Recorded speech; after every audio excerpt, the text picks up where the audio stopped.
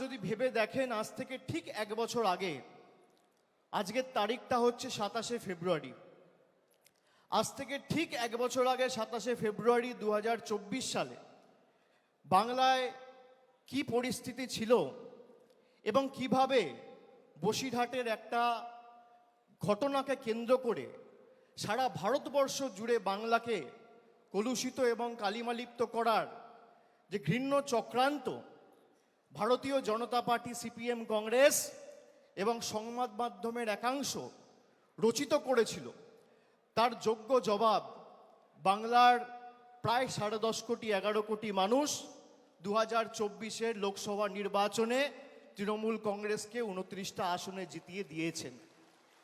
বিজেপির 18টা আসন ছিল। অহংকারের কারণে, বাংলার মানুষকে বঞ্চিত করার কারণে, লাঞ্ছিত করার কারণে, নিপীড়িত, অত্যাচারিত, শোষিত করার কারণে 18 থেকে তারা 12-এ নেমে এসছে। তারপরেও তাদের শিক্ষা হয়নি। এখনো পর্যন্ত গরিব মানুষের টাকা বন্ধ। আমরা 2024 সালে নির্বাচন লড়ার সময় বলেছিলাম যে আমরা 3 মাস 4 মাস অপেক্ষা করব, তারপরও যদি গরিব মানুষের আবাসের টাকা কেন্দ্রের সরকার না দেয়, তাদের টাকায় আমরা বেঁচে থাকি না, তাদের দয়া দাক্ষিণ্যে বাংলার মানুষ থাকে না। রাজ্য সরকার নিজে সেই 12 লক্ষ মানুষকে টাকা দিয়ে তাদের বাড়ি করার ব্যবস্থা করে দেবে। রাজ্য সরকার কথা দিয়েছিলেন, আমাদের মুখ্যমন্ত্রী সেই কথা রেখেছেন। 31শে ডিসেম্বর 2024-এর আগে 12 লক্ষ মানুষকে বাড়ির প্রথম কিস্তির টাকা সরাসরি ডাইরেক্ট ব্যাংক ট্রান্সফার করে তাদের অ্যাকাউন্টে পৌঁছে দিয়েছেন।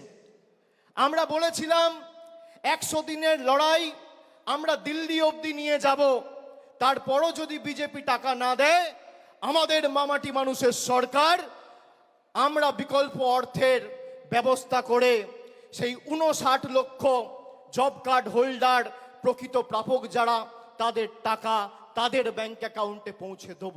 নির্বাচন ঘোষণা হওয়ার আগে কলকাতার রেড রোড থেকে মমতা বন্দ্যোপাধ্যায় ঘোষণা করেছিলেন যে আমরা এদের দয়া দাক্ষিণ্যে বেঁচে নেই। অনেক লড়াই করেছি, আন্দোলন করেছি, এদেরকে রাজনৈতিকভাবে হারিয়েছি, আর এদের কাছে আমরা মাথা নত বা বশ্যতা স্বীকার করব না। আমাদের মামাটি মানুষ সরকার এই 59 লক্ষ প্রকৃত প্রাপককে 100 দিনের টাকা তাদের ব্যাংক অ্যাকাউন্টে পৌঁছে দেবে। আমরা দিয়েছি, কিন্তু আমার কোথাও যেন মনে হয়েছে নির্বাচন গেছে, তারপরও একের পর এক ষড়যন্ত্র হয়েছে এবং আমাদের দল সর্বোপরি এই রাজ্য পশ্চিমবঙ্গকে ছোট করার একের পর এক ষড়যন্ত্র, চক্রান্ত, পরিকল্পনা করেছে। যত পরিকল্পনা হয়েছে তত এরা মুখ থুবড়ে পড়েছে। আপনারা দেখেছিলেন সন্দেশখালি থেকে শুরু করে, আরজি কর থেকে শুরু করে কিভাবে পশ্চিমবঙ্গকে সারা দেশের কাছে এরা ছোট করেছিল। এদের গায়ে জ্বালা কি যে বাংলার মানুষকে এরা ভুল বোঝাতে পারেনি।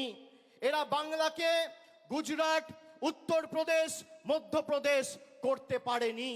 যতদিন আমরা আছি, তৃণমূল কংগ্রেসের লক্ষ লক্ষ কোটি কোটি কর্মী সমর্থকরা আছে, আমরা বুকের রক্ত দিয়ে বাংলাকে আগলে রাখবো। বিজেপির কাছে সব থাকতে পারে, ইডি আছে, সিবিআই আছে, বিচার ব্যবস্থার একাংশ আছে, সংবাদ মাধ্যম আছে, লক্ষ লক্ষ কোটি কোটি টাকা আছে, ইলেকশন কমিশন আছে, ইনকাম ট্যাক্স আছে, কিন্তু তৃণমূল কংগ্রেসের মতো বুকের রক্ত দিয়ে দলকে আগলে রাখার মতো একটা কর্মী এরা 10 বছরে তৈরি করতে পারেনি।